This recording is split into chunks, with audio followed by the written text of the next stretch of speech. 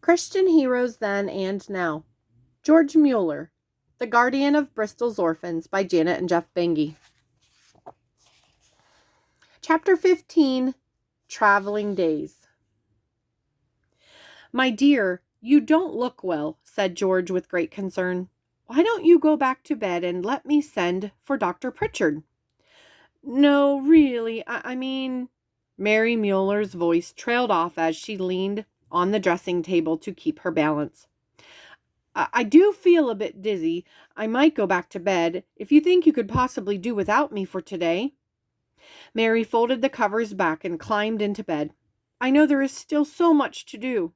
After all, number 5 Orphan House has been open only a week. I wanted to finish sewing the drapes for the dining room windows, and I wonder if you could visit Johnny Smalley.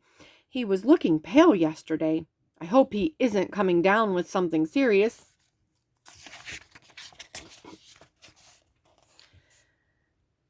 "Just rest and let me take care of things," said George, patting Mary's hand. "I will send for the doctor." George was very worried. In the 21 years the orphanage at Ashley Down had been open, Mary had never spent a day in bed sick.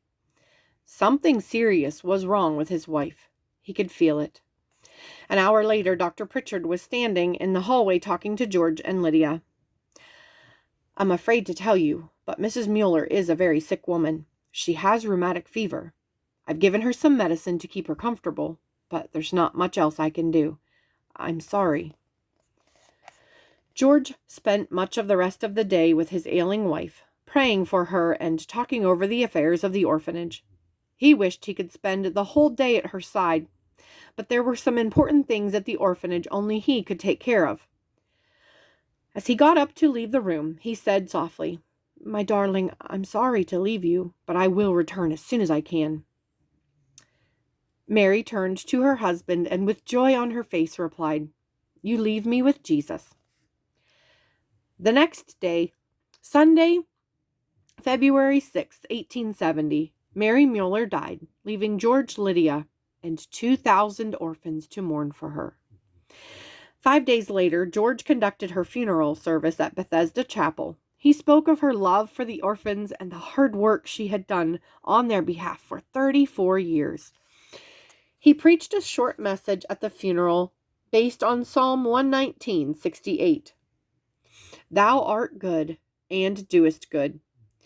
There was hardly a dry eye among the congregation by the time he had finished speaking of his gratitude to God for giving him such a wonderful wife for 39 years and 4 months. The funeral service was one of the largest Bristol had ever seen. Thousands of people who could not squeeze into the chapel waited silently outside, ready to walk beside the coffin to the cemetery. After the funeral, hundreds of letters poured in from adults who had lived in the orphanage as children. Many of the writers expressed their love for Mary and shared their memories of Wilson Street and Ashley Down. One woman wrote, "I was only a small child then, and am still a child when I think of Ashley Down. It was a lovely, lovely spot, and no place ever seemed so dear." Another wrote, "True, I never knew my parents, to know what it was to love them, but I do know what it is to love you and her, Mary Muller, and from my heart I mourn her loss. I know you miss her daily." George was comforted by these letters and the many others like them, but he could not help but miss Mary in 1,000 little ways each day. He missed their times of prayer together in the morning, the way she visited the sick children each day and gave him a report on their condition, the delight she felt over showing the older girls a new embroidery stitch or rocking a baby until it fell asleep. The orphan houses were not the same without Mary. Before long, George came to the conclusion that it would be better to have them run by a married couple rather than a 65-year-old widower. George and Mary had often prayed about who should replace them and run the orphanage, and long ago they had agreed that it should be Jim Wright. The Mullers had known Jim for 25 years, since he was a teenager.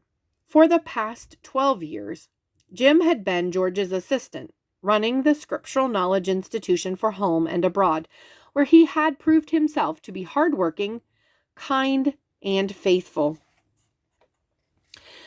With Mary gone, George felt it was time to ask Jim Wright to consider becoming his successor and start taking over some of the responsibility for running the orphanage. At first, Jim refused to even think about it. Over several months, though, he and his wife Annie agreed that Jim should begin to step into the role. No sooner had they made the decision than Annie died after a sudden illness, leaving 2 widowers in charge of the orphanage. Thankfully, Lydia Muller took on many of her mother's responsibilities, and together, she, George, and Jim Wright kept everything running smoothly. As they all worked together, something wonderful happened. Jim and Lydia fell in love. 18 months after his wife died, Jim Wright married Lydia Muller at Bethesda Chapel. Lydia was 39 years old, and Jim was 45. It was a joyous day, though Lydia carried a tiny shadow of guilt after leaving her father alone in the family home on Paul Street. Lydia need not have worried. When George saw how happy Lydia and Jim were, he decided to remarry himself. He had known Susanna Sanger for more than 25 years, from the time she had begun attending Bethesda Chapel as a 20-year-old. Now, Susanna was in her mid-40s, and George came to believe she would make a wonderful wife for him and partner in his work. Susanna was as direct as Mary had been, and was a very hard worker. When George asked her to marry him, she eagerly agreed. The 2 of them were married on November 30th, 1871, 2 weeks after Lydia's wedding. Susanna Muller was 21 years younger than her new husband and was brimming with energy. Suddenly, George found he had a lot of things to look forward to. Since Jim and Lydia were more than capable of running the orphanage, George felt it was time to give his attention more fully to other projects. He was well known as a wonderful preacher around the south of England, and he had been begged time after time to speak at some of the largest Christian gatherings of the day. In the spring of 1875, George and Susanna began a short preaching tour around England. Although George was 70, he had never felt healthier. He preached for Charles Spurgeon at the famous Metropolitan Tabernacle. He preached at outdoor meetings, in Brethren chapels, and in other churches around the country. Everywhere he went, people wanted to know whether it was really true that he supported 2,000 orphans and never asked for a penny from anyone but God. George loved to tell them the stories of miraculous provision and assure them that God does indeed answer prayer. The tour was such a success that the Mullers went on a second one, this time traveling all the way to Scotland. When they returned to Bristol, Lydia fussed around her father, worried that he might have overtaxed himself. But the opposite was true. George had come back invigorated and ready for more.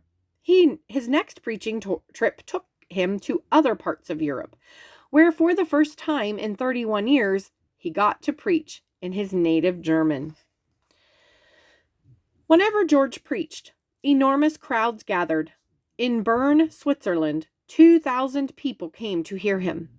Many members of European royalty also came, including several of Queen Victoria's daughters who had married European princes. Since he could speak 6 languages fluently, George rarely needed a translator when he preached. In the spring of 1877, George Muller found himself back at Haley University, where he had arrived as a student 52 years before. He was invited to preach at Frank's orphanage, where he had stayed for a time. As he showed his wife around the town, George was flooded with memories.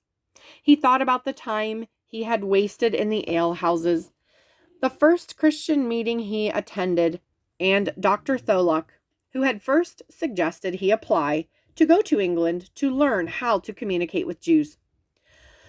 On their way back to England, George and Susanna traveled to Holland to meet a man with whom George had corresponded for many years. This Dutch man had been so inspired by George's example that he'd started his own orphanage in Nijmegen. It gave George great pleasure to speak to the 450 Dutch orphans who were being cared for as a result of his inspiration. By the time he returned to England, George had preached over 300 times. When George arrived home, he found a letter waiting for him, inviting him to come and preach in North America. George knew he needed to rest a while, but he could think of nothing that he would rather do than encourage American Christians. While he rested, Susanna, in her usual efficient way, arranged an itinerary for him. On August 23rd, 1877, the couple boarded the Sardinian, bound for Quebec, Canada, where George was to begin his speaking tour. George took every opportunity during the ocean voyage to hand out Bible literature and speak to the crew about the gospel message. It was not until the ship was off the coast of Newfoundland, though, that his words made any impression on the captain.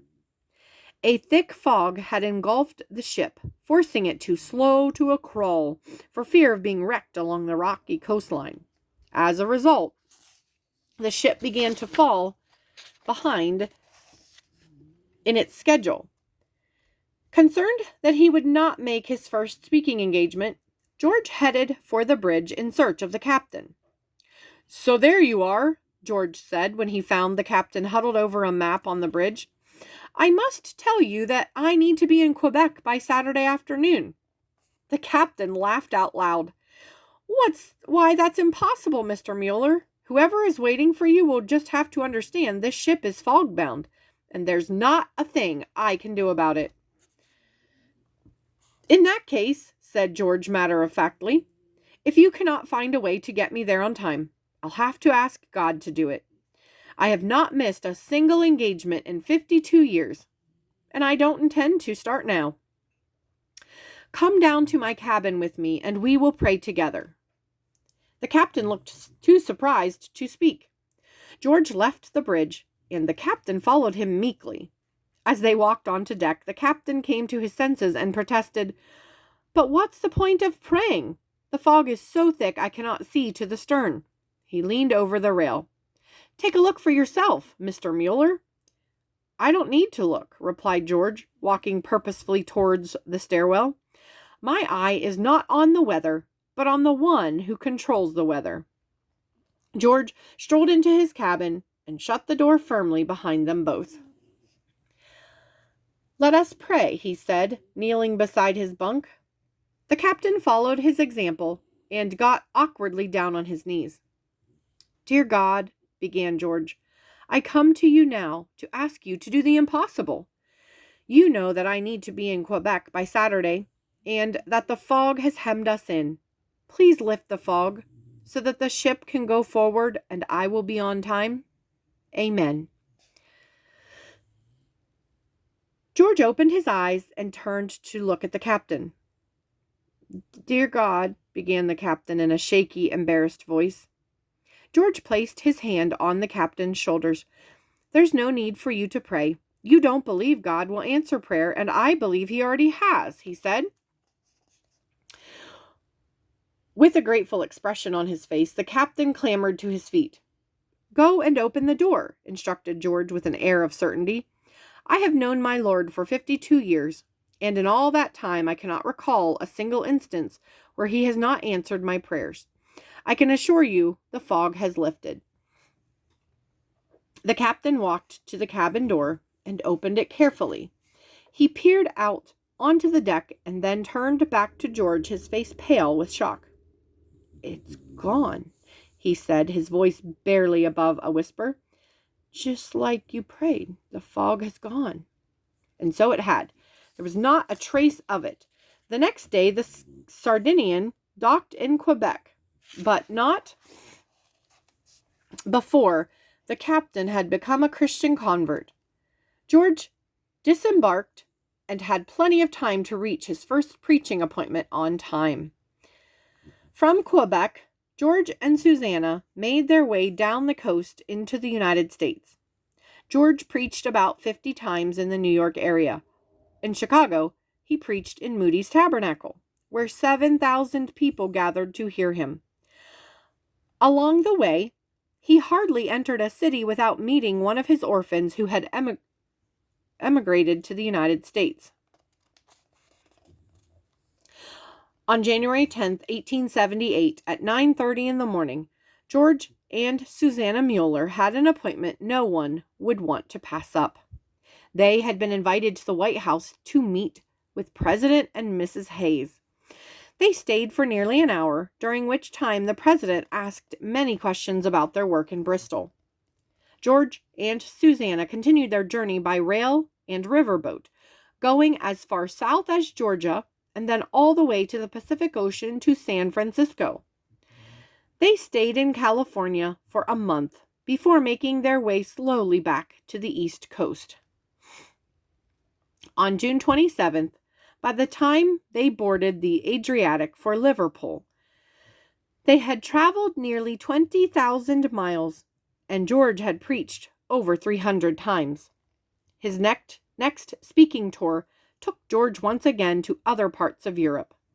Then in 1879, because so many American Christians had written begging George to return, the Mullers set out for the United States once more. George was now 74 years old, but he felt better than he had when he was half that age. In 1881, George and Susanna set out on a speaking trip that included Egypt, Palestine, Turkey, and Greece. They visited the pyramids and climbed the Mount of Olives in Jerusalem, and George preached at the Wailing Wall. Everywhere they went, they shared the gospel message and handed out New Testaments in many languages. Over the next several years, the Mullers' tours covered China, Hong Kong, India, Rome, Italy, Australia, and New Zealand. In New Zealand, George visited and stayed with William Reddy, the London orphan boy for whom he had arranged to become an apprentice flour miller. William had emigrated to New Zealand, where he was now one of the country's best-loved ministers. At one point, the Mullers found themselves riding in a crowded train on their way to the city of Dunedin in the South Island of New Zealand. The man in the seat opposite them was totally absorbed in the newspaper he was reading. From time to time, he would read an article aloud to entertain or inform the other passengers. As the train rumbled along through the rolling New Zealand countryside, the man began to read aloud. The Reverend George Muller is about to grace the city of Dunedin with a visit. The Reverend and Mrs. Muller have been on an extensive tour of New Zealand, sharing their faith and their belief that God listens to and answers the prayer of his children. Indeed, it appears to be true since the man stopped reading in mid-sentence and looked up from the newspaper. With great conviction, he said, "I would give almost anything to see him." "You are looking right at him. I am George Muller," said George quietly, much to the man's astonishment. George spent the rest of the journey answering passengers' questions and inviting people to come and hear him speak at Garrison Hall in Dunedin. The Mullers were in India in January 1890 when they received sad news via telegram from their son-in-law, Jim Wright.